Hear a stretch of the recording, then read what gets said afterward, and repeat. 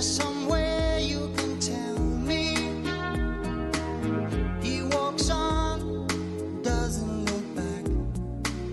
He pretends he can't hear her. Starts to whistle as he...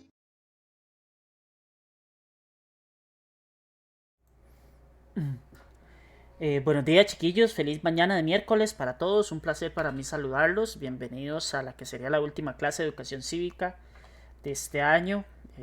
Muy contento porque hemos avanzado mucho, hemos progresado. Creo que al principio nos costó un poquillo, pero el grupo de séptimo se ha transformado en un grupo muy bueno, muy colaborador, muy trabajador, y esperemos que siga así en todos los años próximos. Ha sido un honor para mí dar clases este año con ustedes y esperemos que sigan siendo muchos años más. Bienvenidos, esperamos que sea una clase de mucho provecho, de muchas ganas, de mucho esfuerzo y de mucho aprendizaje sobre todo. Lastimosamente no puedo estar con ustedes por el famoso cuido de las pruebas FARO, pero igual con muchísima actitud, con muchísimas ganas de poder enseñar esta clase y de que podamos hacer el cierre del curso lectivo de educación cívica. Logramos abarcar todos los contenidos con esta clase de hoy. Espero que hayan aprendido mucho de la ley de tránsito, de la constitución, del código de la niñez y la adolescencia, ahora del manejo de emergencias, de los desastres naturales, antrópicos y naturales, etcétera, etcétera. Como les digo, espero que sea un año de mucho provecho, de mucho aprendizaje y sobre todo que disfrutemos esta recta final del año 2021 con mucha alegría, con muchas bendiciones y con mucha paz para todos y para todas sus familias. Así que bienvenidos, chicos. Hoy vamos a estar viendo la ley de emergencias, que es una ley bastante robusta, bastante grande, que Costa Rica, como ustedes sabrán, no es ajena a las situaciones de emergencias, para nada, sino más bien somos un país muy propenso a que este tipo de circunstancias ocurran. Y pues bueno, siempre es bueno tener una ley y un marco legal que no solo nos ayuda a regular las situaciones de emergencia, sino también nos ayuda con el control, digamos, oportuno, eficiente, eficaz de todo lo que son emergencias en el país. Bueno, primero que nada, chicos, hay que tener en cuenta que estamos desarrollando un tema que se llama la gestión del riesgo, que por eso se creó toda esta ley de emergencias. La gestión del riesgo lo que busca es principalmente crear un proceso, ¿verdad? Un proceso integral en donde se involucren instituciones, personas, eventos, catástrofes que pueden ocurrir, que no pueden ocurrir, qué podemos predecir, qué podemos ayudar, que reviertan las condiciones de todas aquellas personas que están vulnerables en el suelo nacional y la infraestructura, entre otras cosas. Esta tarea es asumida por el Estado con el objetivo de evitar o mitigar los efectos de los desastres naturales o antropogénicos. Recuerden que los antropogénicos son ocasionados por el ser humano en todo el territorio de Costa Rica, tanto terrestre como marítimo, ¿verdad? En la medida de lo posible, tomar todas esas pequeñas aristas o temas que surgen alrededor de lo que presenta un riesgo de un desastre, y tratar de prevenir, mitigar o disminuir o reducir el impacto de ese desastre sobre la población costarricense. Creo que es muy muy importante. La ley de emergencias y prevención de riesgos es la ley 8488, perdón. En esta se regulan todas las acciones ordinarias establecidas en el artículo 14 de la Constitución Política, la cual se refiere a la vida digna que puede tener un costarricense, y busca la reducción de la pérdida de vidas, obviamente priorizando la pérdida de vidas humanas, las consecuencias sociales, económicas, ambientales, inducidas por algún tipo de desastre natural o antropogénico. Entonces la ley se crea precisamente para tratar de tener como un marco legal un mecanismo para disminuir los efectos de un desastre natural o antropogénico o evitar que ocurra del todo. ¿Mediante qué? Mediante la prevención, mediante el estudio y la planificación, que es muy importante en las fases de gestión de riesgo. La finalidad de la ley es dar ese marco jurídico ágil, eficaz, que garantice la reducción de las causas del riesgo. Es decir, la ley busca o pretende, voy a ponerme por acá para no estorbar tanto, la ley busca o pretende que tengamos un documento que nos diga cómo actuar, qué hacer, cuáles son los pasos a seguir y poder solucionar y atender la emergencia de la manera más pronta, eficaz y responsable posible, ¿verdad? Porque no sabemos cuál va a ser la magnitud del desastre, no sabemos qué es lo que va a pasar al final de cuentas, no sabemos cuáles son las consecuencias que puede tener ese desastre, pero sí tenemos un marco legal fuerte, robusto, que le permite al Estado y a la sociedad costarricense tratar de recuperarse en el menor tiempo posible, ¿verdad? Que a veces se aplica totalmente la ley o no, ya eso es una cuestión de las personas que se encargan de ejecutar la ley, ¿verdad? Recuerden que todo esto tiene un factor humano y a veces los humanos cometemos errores.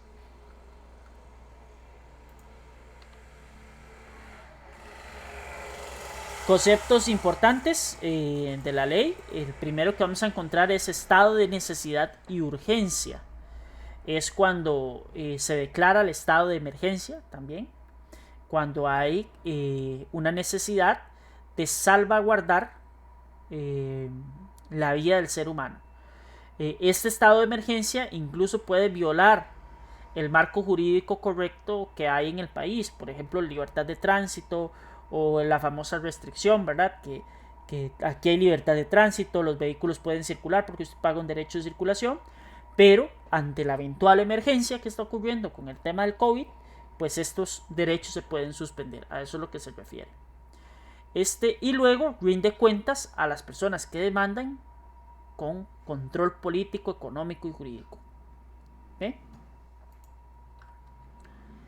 Después tenemos integralidad del proceso de gestión. ¿A qué se refiere esto?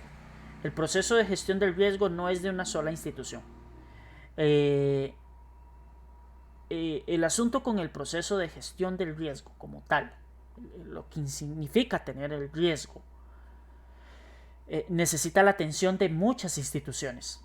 La Comisión Nacional de Emergencias, que ya la vimos la vez pasada, ¿verdad? La CNE, la articulación de diferentes instituciones públicas, dígase, por ejemplo, el IMAS, el INBU, el INAMU, ¿verdad? Instituto Nacional de la Mujer, Instituto Mixto de Ayuda Social, Instituto Nacional de Vivienda y Urbanismo, y las empresas privadas y las municipalidades. Todos tienen que estar integrados en la gestión del riesgo. ¿Por qué? Porque cada uno tiene un aspecto pequeño que aportar para atender de manera oportuna ese riesgo que se está corriendo, ¿verdad? O esa amenaza que se va a presentar. Entonces, mientras nosotros logremos integrar la mayor cantidad de personas y hagamos un plan robusto y hagamos una buena atención de las emergencias, con muchísimo más razón vamos a salir de una manera airosa de esa situación que se nos puede presentar. Razonabilidad y proporcionalidad es uno de los principales pilares de esta ley.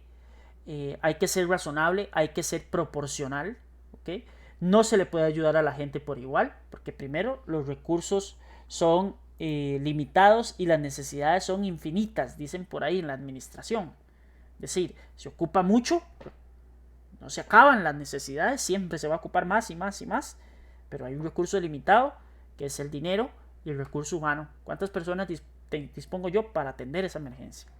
Entonces se tiene que proporcionalizar.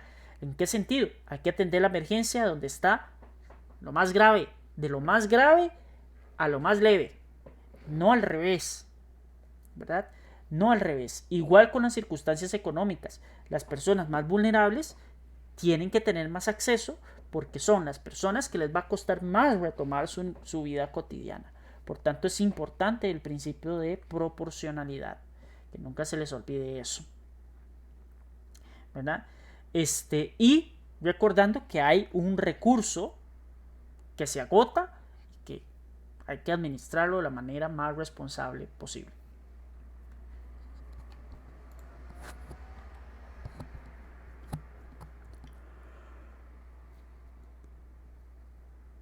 Después viene, chicos, perdón, el tema de la prevención. En Costa Rica tenemos severos problemas con el tema de prevención. La prevención es la acción anticipada para procurar reducir la vulnerabilidad, así como medidas tomadas para evitar o mitigar los impactos de los eventos peligrosos o desastres. Nosotros no estamos previendo con suficiente tiempo situaciones que se nos están presentando cada día más. El tema de las inundaciones, el tema de incendios forestales, la contaminación, el desarrollo humano sostenible. No estamos preveniendo, no estamos haciendo una correcta prevención de todas estas cosas que nos pueden afectar en un futuro, ¿verdad? La prevención es sumamente importante y nace de la planificación. Es decir, ¿cómo planifico yo para que ese desastre que vaya a ocurrir no me golpee de una manera significativa? Es decir, que no me golpee tan fuerte. A eso se refiere la prevención. Después viene el riesgo, que es la probabilidad de que se presenten pérdidas, daños, consecuencias económicas, sociales o ambientales en un sitio particular y durante un periodo definido. Es decir, ¿qué probabilidad hay de que pase algo malo en ese lugar? Eso es un riesgo. Entonces, vamos a tomar un ejemplo. No es lo mismo una casa sentada en una zona plana, lejos de los ríos, lejos de montañas, con un montón de vecinos a la par, bien hecha, bien construida, de concreto, a una casa de madera humilde en la orilla de un río. No es el mismo riesgo, no está pasando lo mismo, no hay la misma probabilidad de que haya una pérdida ahí. Entonces aumenta de acuerdo también a las condiciones económicas de las personas. Lastimosamente es así. El estado de urgencia y el estado de emergencia, ¿verdad? Que es una declaración del Poder Ejecutivo, es el presidente el que firma la declaración de estado de emergencia. Recordarles que estamos en estado de emergencia por el tema del COVID-19. No se ha ido, todavía sigue aquí. Estamos en estado de emergencia. Que las alertas pasen de verde, amarillas y rojas es variante de acuerdo a la cantidad de casos que tenemos, pero seguimos en estado de emergencia. La importancia de declarar el estado de emergencia es que le da al gobierno la potestad de actuar de una manera más rápida, de una manera más veloz y de una manera más eficaz, ¿verdad? Trata de evitar la conmoción, la calamidad, las circunstancias de guerra o de violencia mediante la declaratoria del estado de emergencia, que es la atención oportuna de esa emergencia.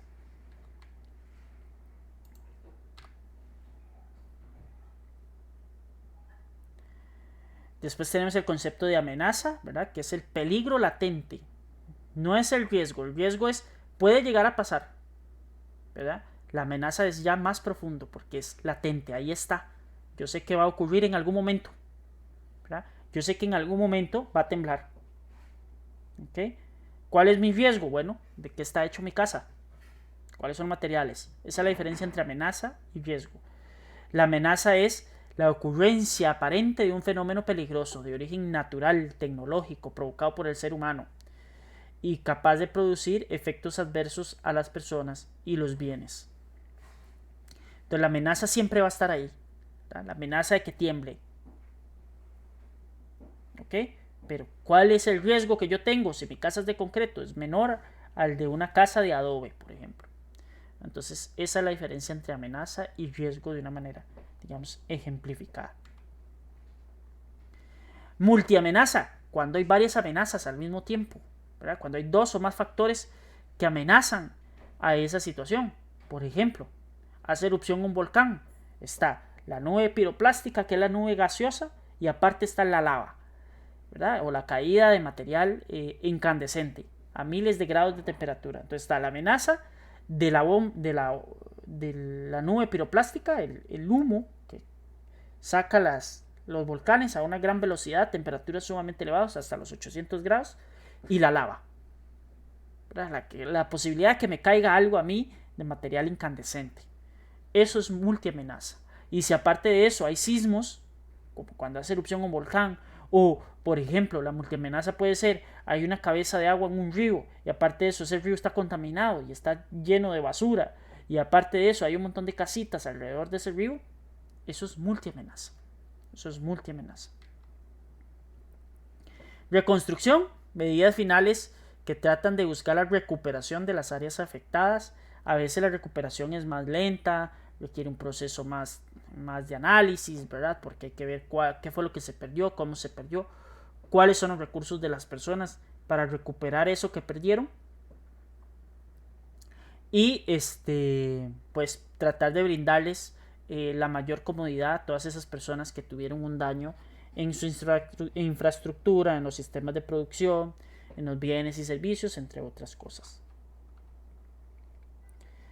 Cuanto a la rehabilitación, es ya acciones organizadas y orientadas a recuperar líneas vitales, dígase luz, agua, teléfono, gasolina, servicios médicos, servicios de correo, autobuses, carreteras, trenes, todo, ¿verdad? Que vuelva a estar en un ritmo normal, electricidad, ¿verdad?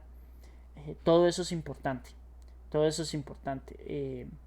la rehabilitación es precisamente la recuperación o el restablecimiento de estos servicios, ¿verdad? De estos servicios que son fundamentales, que son necesarios para el desarrollo correcto de la vida.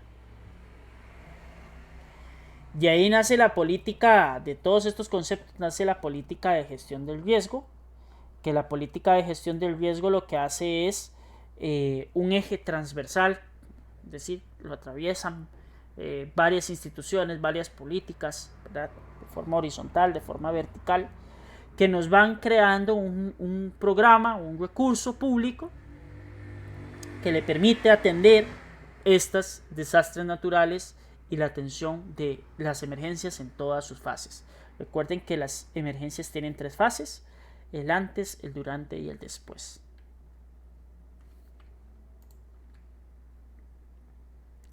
Para eso se evalúan planes, el Plan Nacional de Gestión del Riesgo, que está diseñado como instrumento de planificación estratégica ante una situación de emergencia. Eso hace que permita ejecutar los recursos de una manera más rápida, más veloz y que esté disponible a la población lo más rápido posible. ¿Verdad? Como la habilitación de albergues, haber tenido estudiado dónde puedo habilitar un albergue, cuáles son las posibilidades de habilitar un albergue ahí, qué alimentos se disponen o qué contamos o con qué no contamos, está aislado el poblado o no está aislado, cómo quedó la infraestructura, todo eso es parte del Plan Nacional de Gestión del Riesgo. Hay varias instancias de coordinación, yo les puse aquí solamente 2, hay más, pero les puse 2. La primera es la de comités sectoriales, estos se hacen mediante los diferentes sectores que conforman el Estado costarricense, dígase Cruz Roja, bomberos, sindicatos, instituciones públicas, grandes instituciones autónomas, universidades, por ejemplo. Todo eso es parte de los comités sectoriales, se hacen por sector.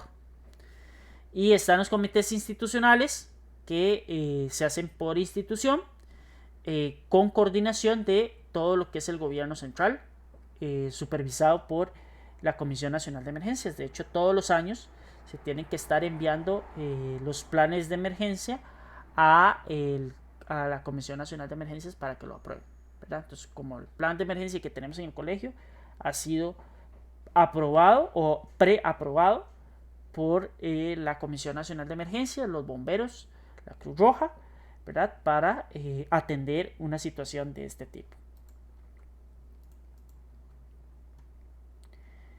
Los comités regionales, municipales y comunales de emergencia son instancias que son permanentes, no se pueden quitar, siempre van a existir, ¿verdad? Pueden ser regionales, municipales, comunales, y cumplen una función muy importante que es la coordinación de las instituciones. Bueno, vean, aquí tenemos este albergue, Cruz Roja, nos hacen falta tantas colchonetas, no tenemos alimento, esta señora se quedó sin casa, todo eso lo hace el Comité Regional Municipal y los comités comunales de emergencia brindando informes, viendo a ver, son los responsables, atender a los heridos en la medida de lo posible, llevarlos a lugares seguros, todo eso lo hace estos comités, por eso son permanentes y perpetuos.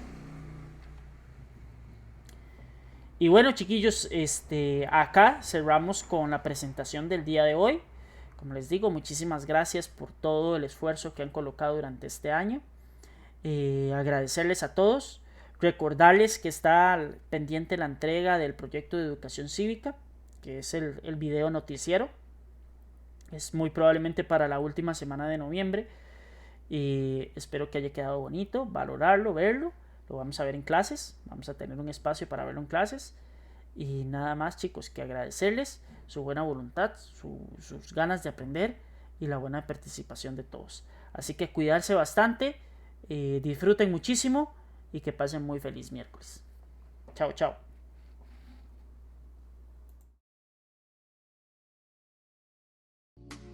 Seems embarrassed to